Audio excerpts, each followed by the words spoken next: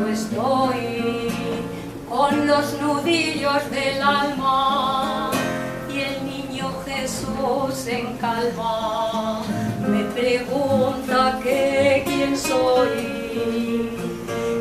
Digo que un pastor y voy a ocupar con sentimiento mi sitio en el nacimiento para poderle adorar, y se abre de par en par mi corazón al momento, y se abre de par en par mi corazón al momento.